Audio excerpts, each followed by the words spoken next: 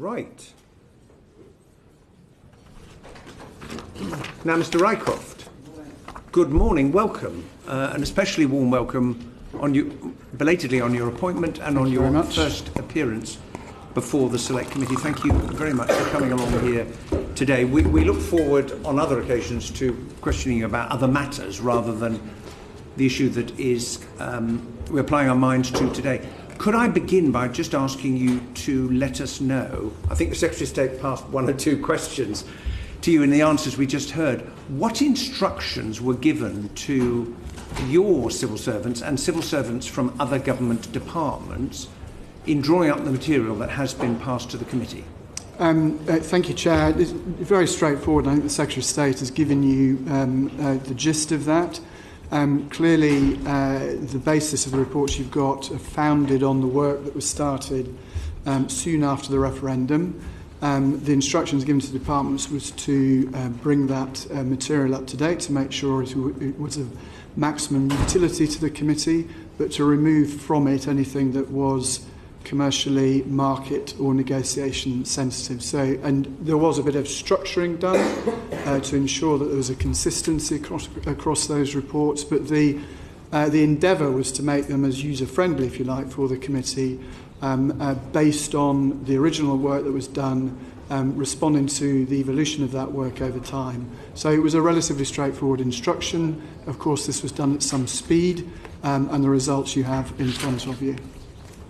Well, given that, as the Secretary of State made clear in his letter to me, and it says in the introduction to all of the 39 sections, does not contain commercially market or negotiation-sensitive information, did you receive any representations from other government departments expressing any reservation about this material being put in the public domain? So we had a very iterative process with other government departments in terms of the finalising of these reports. And clearly they made their judgments based on the knowledge of the what they'd heard from particular stakeholders and so on of what material might be sensitive. But all departments have followed those instructions very closely.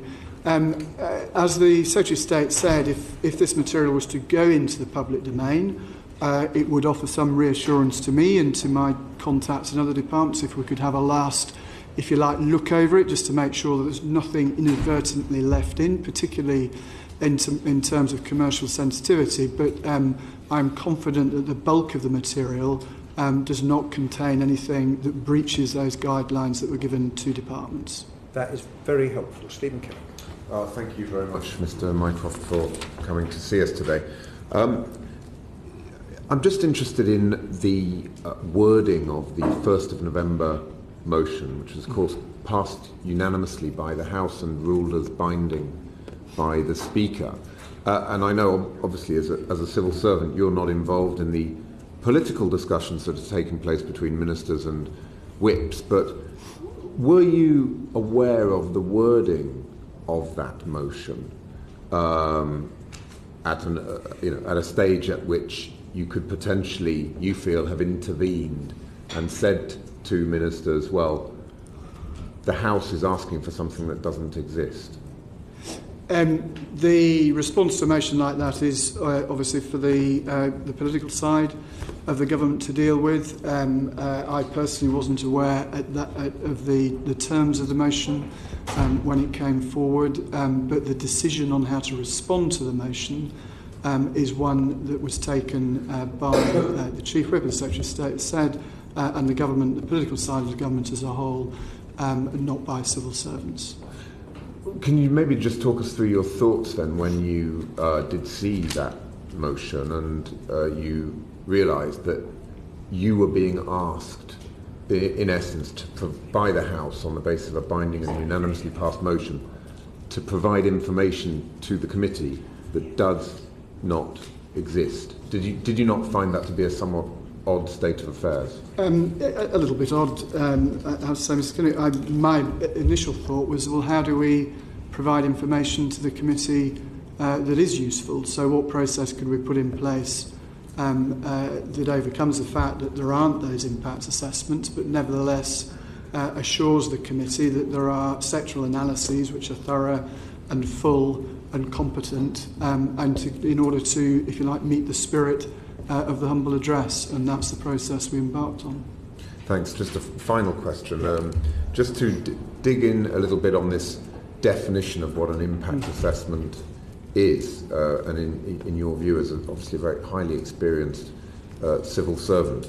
I mean, I don't know what, the semantics of the Better Regulations Unit's definition, which the Secretary of State just shared with us, but I would have thought there'd be pretty much a common sense, if you like, layman's definition is it would need to be something that outlines the expected costs and benefits of a scenario or a set of scenarios, and says that surely is the definition of impact and how you assess that impact. Would you agree with that, or could you share with the committee how would you define what an impact assessment actually is? As you know, the civil servants are sort of creatures of guidance and of form, and there is actually a very formal definition of what an impact assessment is. Rightly so, because those impact assessments inform the decisions that are taken in Parliament about legislation and regulation, and the form that has been devised, guided by the Regulatory Policy Committee over time, has been honed to make sure that the information that Parliament receives at the moment it takes decisions on specific regulatory or legislative propositions is well informed by an understanding of the impact of those propositions. So, Office Legislative Guidance 14, it does give quite a detailed technical description of what we think of as impact assessments. So the issue we're dealing with as we come into the negotiation, of course, is that there is a huge, as the Secretary of State again has said, there is a huge variety of variables, and applying judgment to those in terms of informing the decisions that ministers might take. Actually, the impact assessment methodology is not as useful in that context as it is when you're describing the cost benefits of a specific proposition, which is to be decided on by Parliament. So that is that's what guides the guidance, if you like. So when you ask civil servants about impact assessments, they immediately go to that guidance. Just worth saying, I mean, there is an impact assessment of the withdrawal bill, for example, and we are, duty bound to do those impact assessments for all major and indeed minor legislative propositions. Thank you. Okay. Just on that point, we heard the Secretary of State earlier say very clearly no impact assessments have been undertaken. There hadn't been an assessment of the economic impact of leaving the Customs Union. In your experience as a civil servant, have you ever come across a range of decisions that government has taken of such significance when no impact assessments or assessments of the impact, it seems, have been undertaken? In my experience as a civil servant, Chair, I've never encountered such a range of circumstances as those we're encountering at the moment. So we are in... Well, that is certainly true, yes. We are in sort of unprecedented territory. I would say I have had quite a lot of experience within internal governance issues within the United Kingdom. For example, supporting the passage of, I think now, 4 devolution bills through Parliament. When you're engaged in these big political decisions about the sort of shape of future relationships, clearly it is very difficult to do a precise economic or impact assessment analysis of those decisions. So many factors come into play. So in the sort of more honest answer to your question is, yes, I have encountered very major decisions taken that impact on the future of the country, where a very precise economic analysis of the sort that you're, I think, hinting at has been very difficult to do. So these decisions, from the point of view of the civil service, clearly the broad effect, the broad impact is something that we do work on with ministers, but ultimately you're taking decisions in space where the political decision making has to inform the direction of travel and ultimately the decisions that are taken. Okay, thank you. Hal Williams. Thank you. Good morning. How confident are you that the territorial departments, the Wales Office and Scotland Office, were involved fully engaged in producing these documents, because I have to say, the references which I sought, looking through them to the extent that I did, they were rather sparse. Thank you for that question. And I can give you absolute assurance that the Scotland office and the Wales office, and indeed the Northern Ireland office, the UK government territorial departments, were fully engaged in this process, actually right from the start. When the original process kicked off, I was at that point running the UK governance group, which included the Scotland office and the Wales office, as well as the Constitution Group and the Cabinet Office. And one of my jobs was to make sure that the thinking, not just in DEXU, but right the way across government, was informed by an understanding of where the sectoral and economic interests lie in the devolved parts of the UK. And if you look through the reports, clearly the reports do, in most instances, I would hope the majority of instances, reflect where those important economic interests lie. So, for example, on the steel side, from the Welsh perspective, if you look at the fish report and so on and so forth, quite a number of them break down the employment and economic impact of where the information is available. It's not always available by each part of the UK, but where that information is available, some of the reports included. Can I just refer to an answer that we got from Laura Dunlop, you see, where she said very briefly, she said, who speaks for England?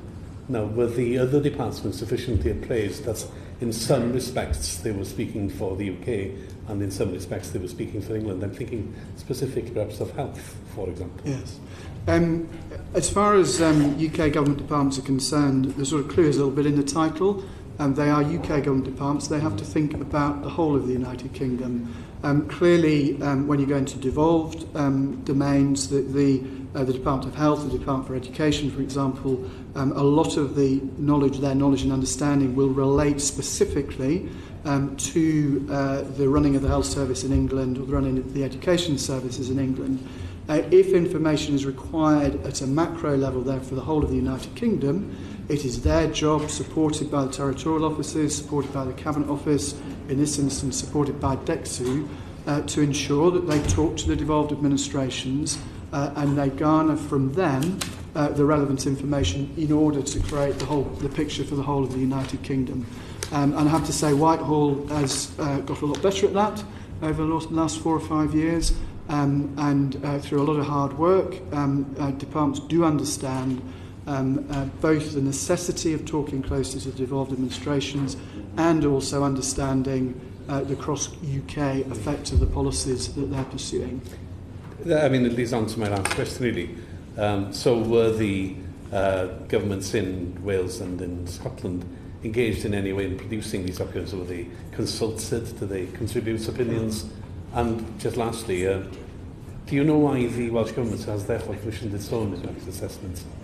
I can't answer for the Welsh Government. What I can say is that there has, at an official level, been extensive contact with colleagues in the devolved administrations throughout this process in order to understand, for them to understand what we're doing and for us to understand their take on where the economic and other interests of the devolved parts of the UK lie. And I hope you would see that reflected in the reports. And as the Secretary of State said, the political side of that, captured in the JMC, particularly European negotiations machinery, in order to ensure that there are opportunities at the political level as well as the official level to discuss these very important issues. I chair a regular meeting at least once a month with the permanent secretaries from the devolved administrations, not least to give them the opportunity to say, we think we're falling behind a little bit on the work that's gone on. Could you please accelerate the contact in this domain or the other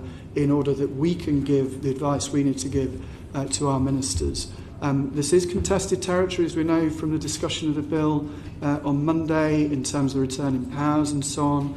But in that space as well, a huge amount of work in terms of the discussion of UK frameworks of the returning powers at both political and official level. Thank you. Okay, thank you very much, Christopher.